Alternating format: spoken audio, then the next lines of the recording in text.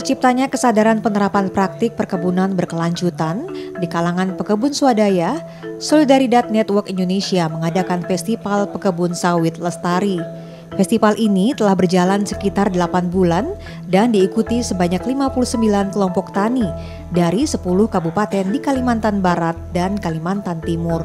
Country Manager Solidaridad Yeni Fitrianti menyatakan, Festival Pekebun Sawit Lestari dilaksanakan agar petani dan kelompok tani siap menghadapi ISPO tahun 2025.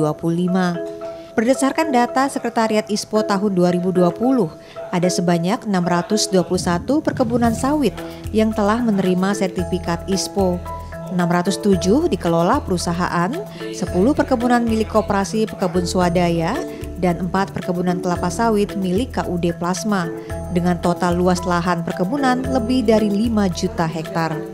Makanya dengan forum seperti ini kami berharap karena kehadiran Kepala Dinas Perkebunan di Provinsi Kalbar, kemudian ada para ahli, yaitu ada juga Ketua Sekretaris ISPO Pak Hendrajat, kemudian ada Pak Bayu dari akademisi yang mengkonfirmasi bahwa tantangan-tantangan tersebut bisa disampaikan, bisa diadres, bisa dikonfirmasi, bisa didengar gitu ya, karena biar bagaimanapun pada saat kita mendampingi para petani di setiap wilayah dampingan kami di 7 kabupaten di Kalimantan Barat ini, semua area dan kabupaten itu memiliki tantangan yang berbeda-beda. Dalam penutupan festival, diumumkan pemenang Festival Pekebun Sawit Lestari 2022. Kelompok tani Plasma 2 Sawit Indah asal Kabupaten Landak sukses menjadi juara umum. Kelompok asal Kabupaten Landak itu memenuhi 2 kriteria utama penilaian, yakni penerapan konsisten praktik perkebunan kelapa sawit berkelanjutan, serta mendokumentasikan secara rutin dan konsisten terkait praktik perkebunan yang dijalankan. Kelompok tani tersebut memenangkan hadiah paket perjalanan studi tur ke Pusat Penelitian Kelapa Sawit di Medan dan akan difasilitasi menjadi penangkar bibit bersertifikat. Di petani sebenarnya apa yang saya sampaikan tadi di pertanyaan kita itu masalah SAM yang beda nama gitu ya.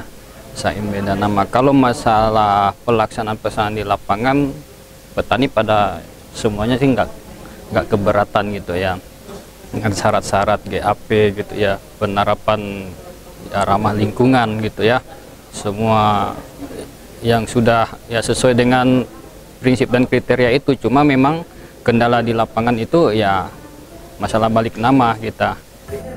Kegiatan ini juga diisi telewicara dengan narasumber yang memberikan dorongan bagi petani sawit swadaya untuk mewujudkan sawit bersertifikat ISPO.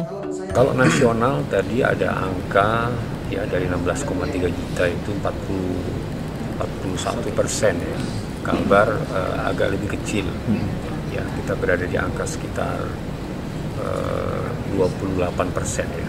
Kalau dipisahkan dengan yang plasma sama mitra ya, yang betul-betul mandiri, artinya betul-betul usaha sendiri namanya, itu di angka 535.000 hektar ya, dengan jumlah petani sekitar 174.000 kakak. Implementasinya memang dia masih disandra persoalan legalitas lahan, karena kita punya PR, ada 3,4 juta hektar sawit yang berada di dalam kawasan hutan. Nah ini menjadi PR kita. Meskipun jumlah ini sedikit kalau dibanding total luas kawasan, tetapi ini yang menjadi persoalan bahwa sawit kita menyebabkan deforestasi. Nah, mengganjal artinya? Sangat mengganjal ini. Okay. Nah, oleh karena itu mau tidak mau, kita perlu mencari skenario jalan keluar bagaimana menyelesaikan sawit rakyat ini di dalam kawasan hutan.